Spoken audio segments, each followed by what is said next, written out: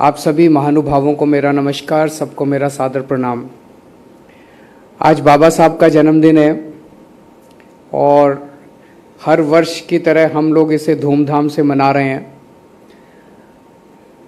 लेकिन आज एक स्पेशल हम लोगों ने काम किया कि हमारी दिल्ली के जो सबसे शानदार सरकारी स्कूल हैं, schools of specialised excellence, 30 school हैं।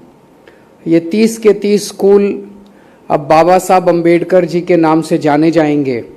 उनके नाम से, उनका नाम बदल के आज से होगा doctor BR Ambedkar school of specialised excellence. मैं समझता हूँ कि इससे अच्छी श्रद्धांजलि उनको नहीं दी जा सकती थी, और वो जहाँ कहीं भी होंगे, ऊपर आसमान में उनकी आत्मा अगर देख रही होगी तो मैं समझता हूँ कि वो बहुत खुश होंगे, उनकी आत्मा बहुत खुश होगी और हमें खूब आशीर्वाद देगी। बाबा साहब अम्बेडकर ने अपने जीवन में सबसे ज़्यादा महत्व शिक्षा को दिया। एक बहुत गरीब घर में पैदा हुए थे। मैं ये उनके जीवन की बातें कई जगह बता चुका, लेकिन मैं फिर भी रिपीट करूँगा क्योंकि ये बहुत प्रेरणा देने वाली बातें हैं। वो एक बहुत गरीब घर में पैदा हुए। घर में खाने को भी रोटी नहीं थी 3 टाइम की। बहुत ज़्यादा छुआछूत थी उन दिनों में। स्कूल में जाते थे तो क्लास के बाहर बिठा दिया जाता था उस जाति के लोगों को।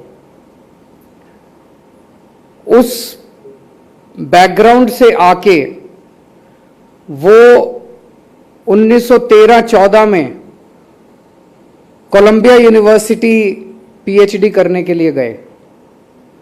मैं कई बार सोचता हूं कि आज के ज़माने में भी, और उसके बाद कोलंबिया यूनिवर्सिटी से PhD करने के बाद उन्होंने लंदन स्कूल ऑफ इकोनॉमिक्स से उन्होंने दूसरी डॉक्टरेट की।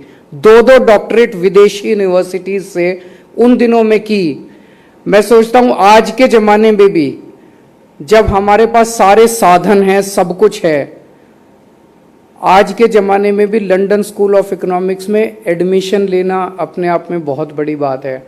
और 1913-14 में उन्होंने लंदन स्कूल ऑफ इकोनॉमिक्स में ना केवल एडमिशन लिया, स्कॉलरशिप ली और वहाँ से पढ़ाई करके आए।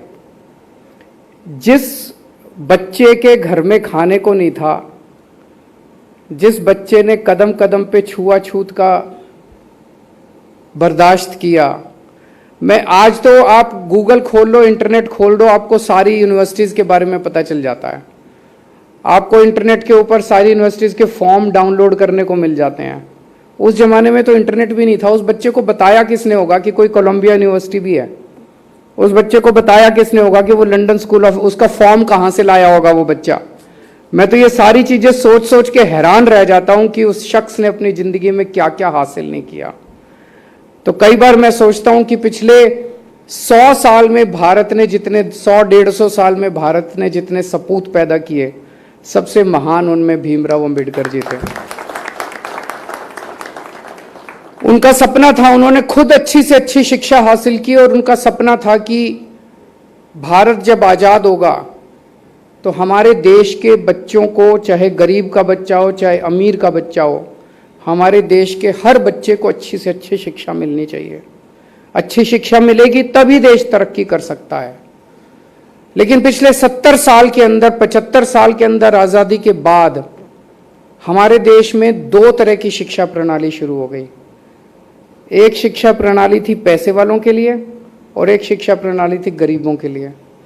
गरीबों के बच्चे सरकारी स्कूल में पढ़ते थे, पैसे वालों के बच्चे प्राइवेट स्कूलों में पढ़ते थे। सरकारी स्कूलों को जानबूझ के 75 साल में और खराब और खराब और खराब कर दिया गया। किसी के पास 2 पैसे भी बेचारा अगर समेट लेता था, बचा लेता था, तो अपने प्राइवेट स्कूल में पढ़ाता था।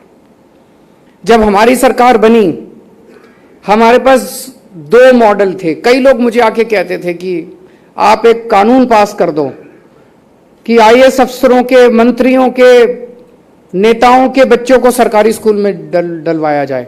बोले जी देखो, अगर सारे IAS अफसरों के और मंत्रियों के इनके बच्चे सरकारी स्कूल में जाने लगेंगे तो अपने आप ही ठीक हो जाएंगे।